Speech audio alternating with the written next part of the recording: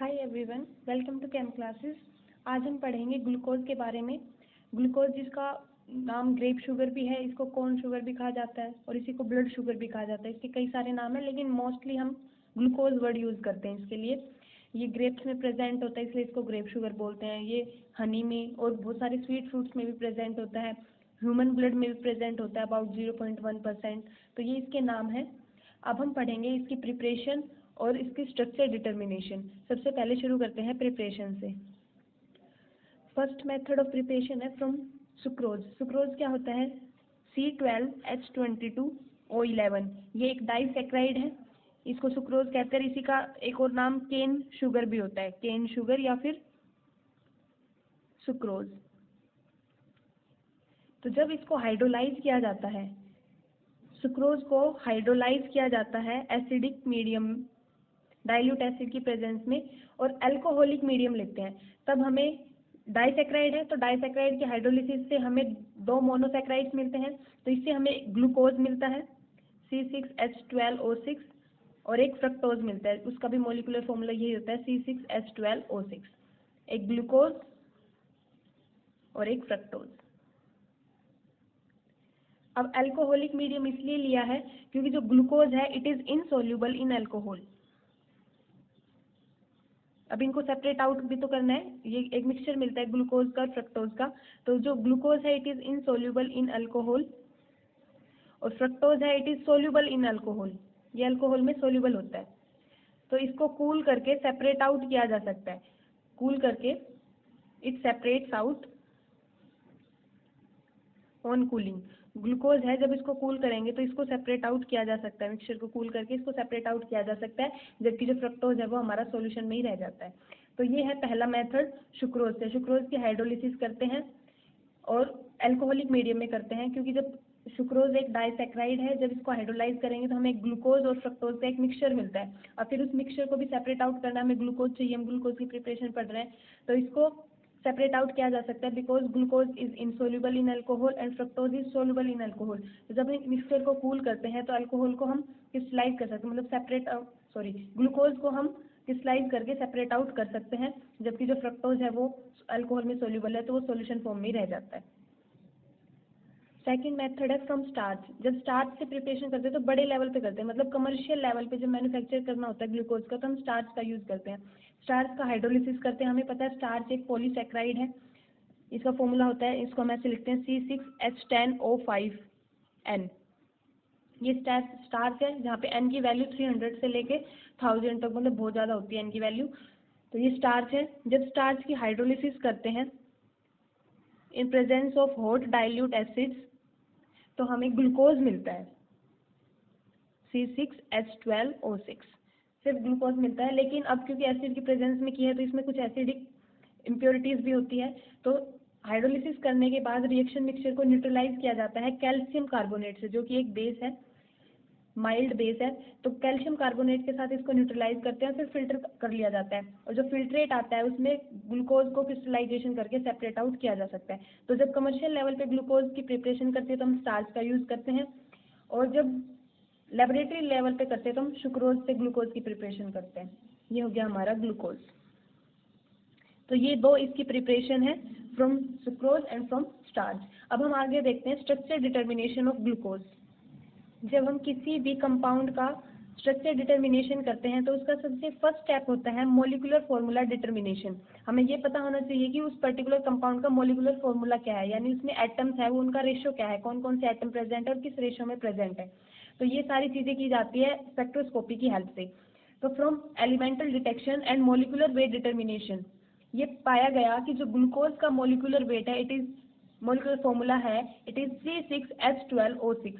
यानी इसमें कार्बन है, हाइड्रोजन है, ऑक्सीजन है, जिनका रेशियो है, मतलब कार्बन की एक मॉलिक्यूल में कार्बन के 6 एटम है, हाइड्रोजन के 12 एटम है, ऑक्सीजन के 6 एटम है। तो ये पाया गया इसका molecular formula from elemental detection and molecular weight determination. Elemental detection से हमें पता चलता है कौन कौन से एलिमेंट है, जैसे इसमें कार्बन है, हाइड्रोजन, ऑक्सीजन है, और मोलिकुलर वेट डिटर्मिनेशन से इसका मोलिकुलर वेट पता चलता है। तो ये भी फिर पता चलता है कि ये कितने रेशियो में है, कितने कार्बन है, कितने हाइड्रोजन है, कितने ऑक्सीजन। तो ये सारी स्पेक्ट्रोस्कोपी की हेल्प से पता किए जाते हैं।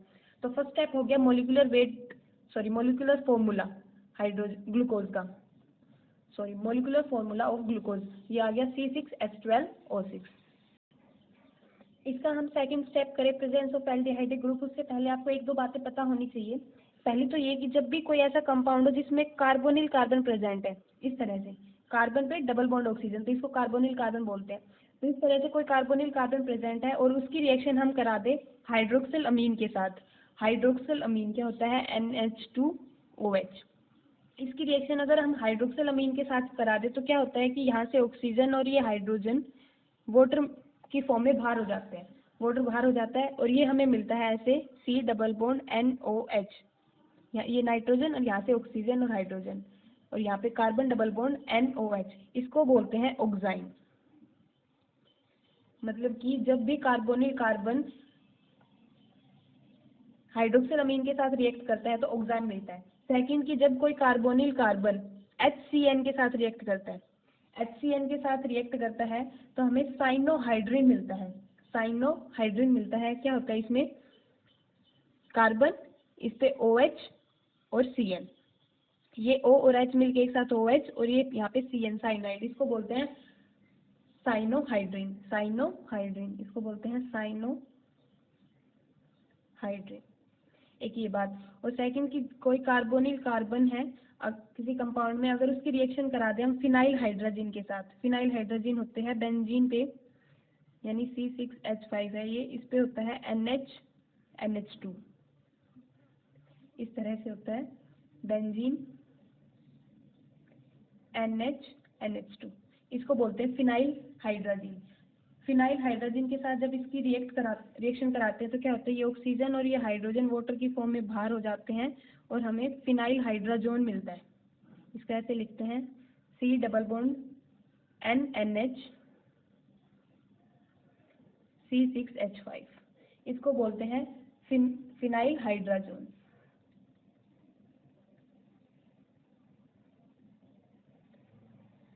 तो ये तीन बातें याद रखनी है कि कार्बोनिल कार्बन के साथ जब हम इनकी रिएक्शन कराते हैं तो हमें ये प्रोडक्ट मिलते हैं।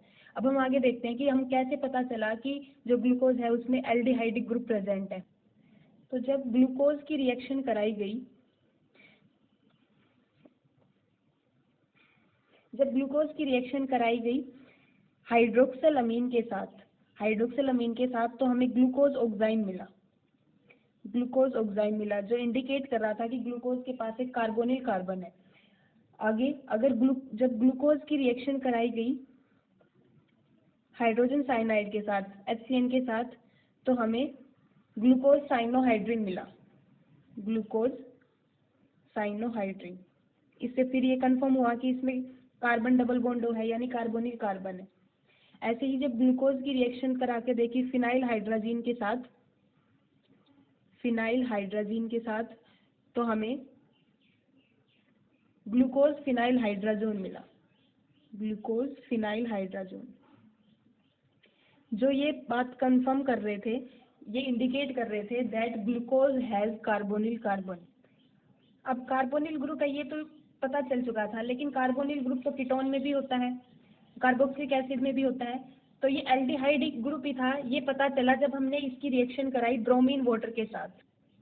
देखो ब्रोमीन वाटर क्या है? ब्रोमीन वाटर की खासियत होती है कि वो एल्डिहाइडिक ग्रुप को, जो एल्डिहाइडिक ग्रुप है उसका ऑक्सीडेशन कर देता है, उसका ऑक्सीडेशन करके उसको कार्बोक्सिलिक एसिड बना देता है, कार्बोक्सिलिक एसिड। तो ये सिर्फ एल्डिहाइडिक ग्रुप का ही ऑक्सीडेशन करता है। तो जब हमने ग्लूकोज की रिएक्शन कराई ब्रोमीन वाटर के साथ, ब्रोमीन वाटर एक ऑक्सीडाइजिंग एजेंट है, ये ऑक्सीडेशन कर देता है किसका? एल्डिहाइडिक ग्रुप का। अगर इसमें एल्डिहाइडिक ग्रुप नहीं होता तो ये रिएक्शन नहीं करती, ब्रोमीन वाटर की रिएक्शन नहीं होती, लेकिन ये रिएक्शन हुई और इससे हमें मिला ग्लूकोनिक एसिड।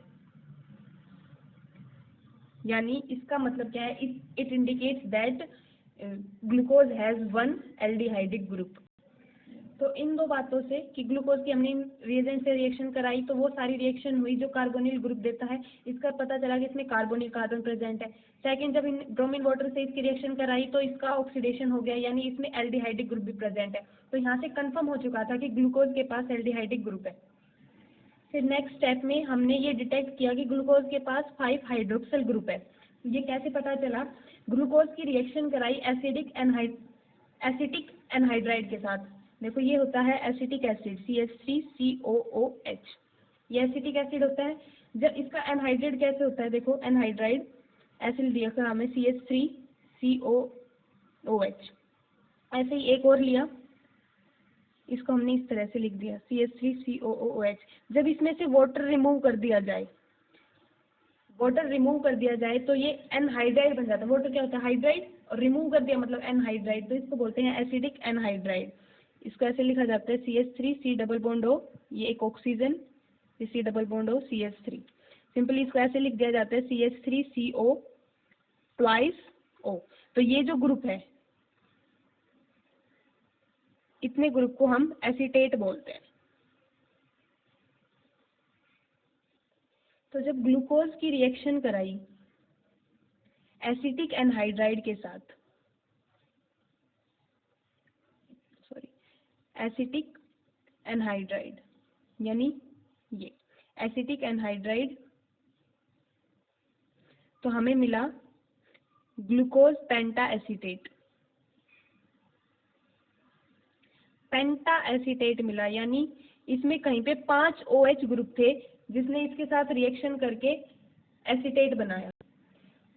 देखो ग्लूकोज कुछ ऐसा होता है, अब तो हमें पता है कि ग्लूकोज कैसा होता है। तो इसमें क्या हुआ होगा? ये ग्लूकोज है, एल्डिहाइडिक ग्रुप है। फर्स्ट कार्बन पे थर्ड ऐसे OH है राइट साइड में, सेकंड पे लेफ्ट साइड में, सॉरी ये थर्ड हो गया, सेकंड पे राइट साइड में, थर्ड पे लेफ्ट साइड में, बाकी सब पे राइट साइड में। ये ग्लूकोज है CH2OH। तो जब इसकी रिएक्शन कराई 5 मॉलिक्यूल यूज हुए एसिटिक एनहाइड्राइड की, तो हमें मिला CHO, और जहाँ पे OH था वहाँ OAC हो गया। इसका मतलब है, AC वर्ड का मतलब है ये एसीटेट, यानी इस तरह से OCOOCH3 एसीटेट हो गया। OAC, जहाँ हाइड्रोक्सल था वो OAC में कन्वर्ट हो गया। तो इससे कंफर्म हुआ कि इसमें 5 हाइड्रोक्सल ग्रुप है, 5 हाइड्रोक्सल ग्रुप। तो ये कंफर्म हुआ यहाँ से। जब इसकी रिएक्शन कराई एसिटिक एनहाइड्राइड के साथ, तो उसमें एक ग्लूकोज के मॉलिक्यूल के लिए 5 एसिटिक एनहाइड्राइड के मॉलिक्यूल यूज हुए और कन्वर्ट हो गए पेंटा एसीटेट्स में, यानी इसका मतलब इसमें 5 हाइड्रोक्सल ग्रुप प्रेजेंट थे। नेक्स्ट स्टेप करा के देखा, oxidation with nitric acid, HNO3 के साथ ऑक्सीडेशन कराया। तो इसकी क्या खासियत है कि ये एक स्ट्रॉन्ग ऑक्सीडाइजिंग एजेंट है। HNO3 एक स्ट्रॉन्ग ऑक्सीडाइजिंग एजेंट है। इसका काम होता है कि ये जो एल्डिहाइडिक ग्रुप है और प्राइमरी अल्कोहल है, उनका ऑक्सीडेशन कर देता है। एल्डिहाइडिक ग्रुप और प्राइमरी अल्कोहल का ऑक्सीडेशन कर देता है। तो जब हमने ग्लूकोज की रिएक्शन कराई HNO3 के साथ, तो हमें क्या मिला?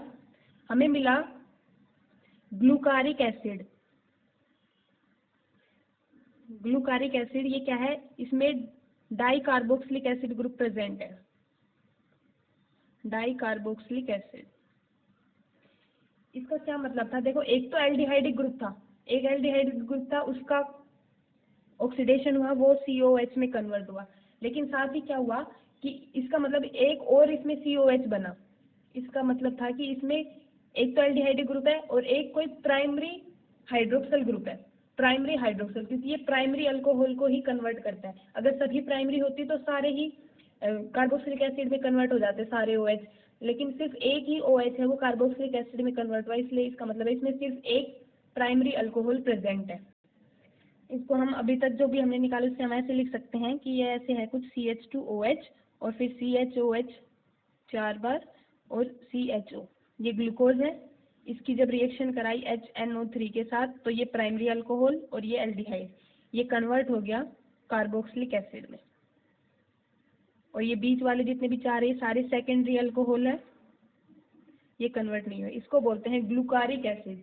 अगर सिर्फ ग्लूकोज का ऑक्सीडेशन होता है तो उसको ग्लूकोनिक एसिड बोलते हैं, अगर सिर्फ एल्डिहाइडिक ग्रुप का ऑक्सीडेशन होता है, जो ब्रोमीन वाटर से कराया था, इसकी जब हमने ब्रोमीन वाटर से कराई थी, ब्रोमीन वाटर भी ऑक्सीडेशन करता है, पर किसका करता है, सिर्फ एल्डिहाइडिक ग्रुप का, तो उस केस में हमें ये मिला CHOH4 है, COOH, इसको बोलते हैं ग्लूकोनिक एसिड।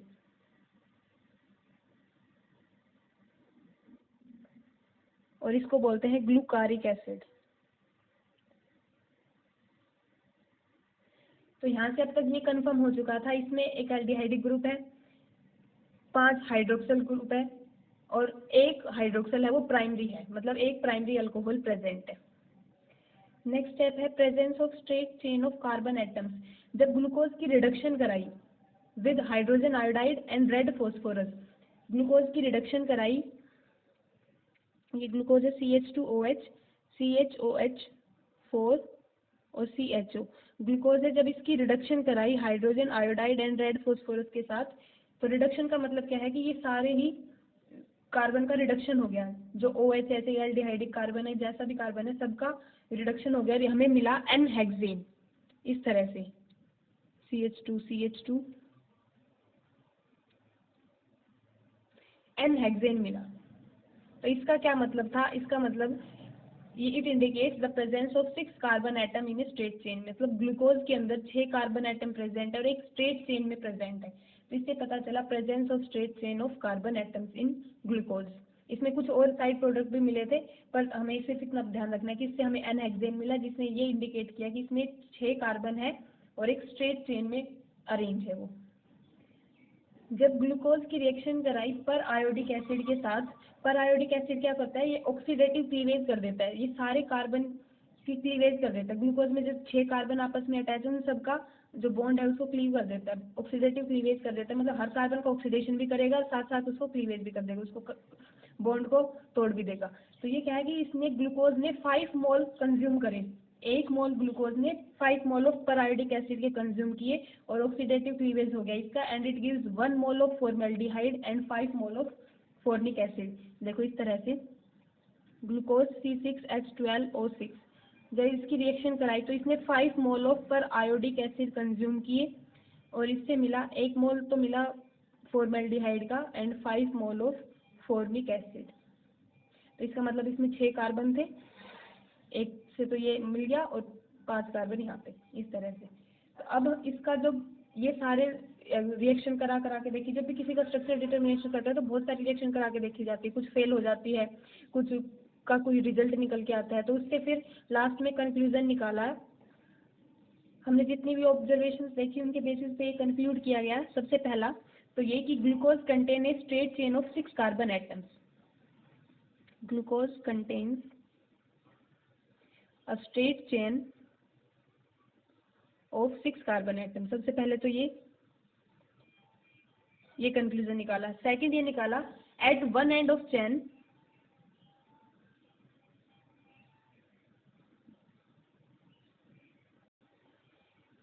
जो चेन है 6 कार्बन एटम की स्ट्रेट चेन, उसके एक एंड पे तो एल्डिहाइडिक ग्रुप है और दूसरे एंड पे एक प्राइमरी अल्कोहल ग्रुप प्रेजेंट है।